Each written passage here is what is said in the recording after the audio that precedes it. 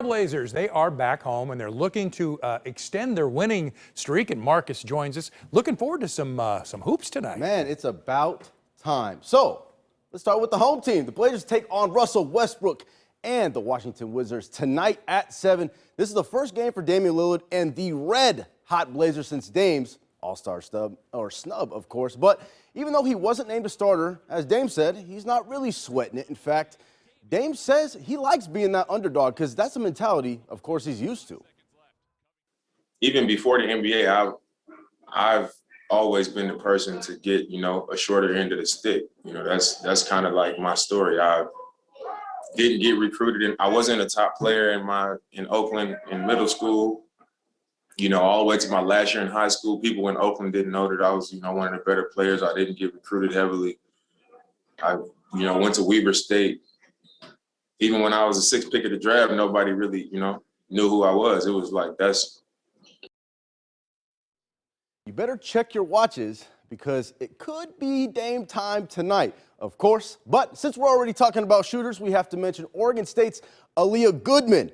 After last night's 77-52 blowout win over USC, Goodman is now just 3 3-pointers away from moving into a tie for 3rd in the program for three-point maker, or 3 points made.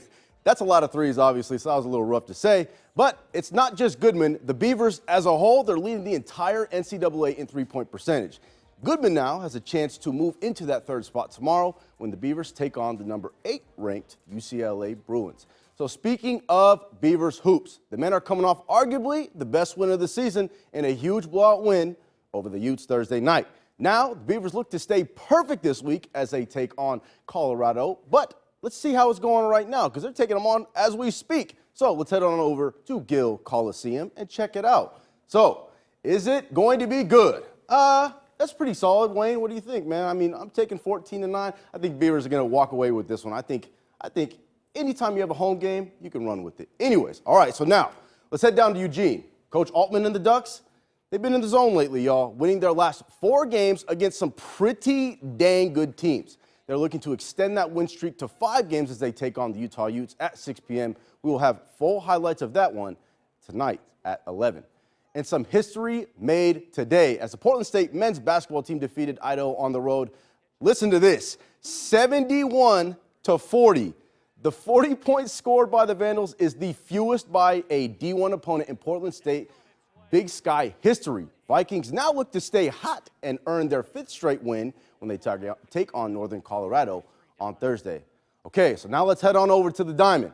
The Beavers, they were looking to bounce back against New Mexico after dropping their season opener to Kansas State 3-2, which was the first season opening loss in 12 years. 12 years. That's just ridiculous. But anyways, the answer is yes, y'all. The Beavers bounced back in a big way. They absolutely thrashed New Mexico 14-1. Cooper Jerpy got the win for the Beavers. He pitched 5 1/3 innings with 9 strikeouts, and that is what I call a statement and one heck of a bounce-back game. So while the Beavers pick up their first win, the Ducks are looking just to get out of the gate. The Ducks' season opener series against Omaha was canceled due to COVID-19 protocols. Now the Ducks hope to just get things going February 25th when they take on Seattle University. All right, some outdoor hockey news now. As the NHL Outdoor Series shifted to Lake Tahoe, Nevada today, due to the extreme sunshine, which would be absolutely wonderful here in Portland, the game between the Avalanche and Golden Knights has been postponed. The Avalanche and Golden Knights only played 1 period of action before the ice began to melt, which is crazy to think. NHL Commissioner Gary Bettman made the call to postpone the game until 9 p.m. Pacific time tonight, where they will resume action in the 2nd period.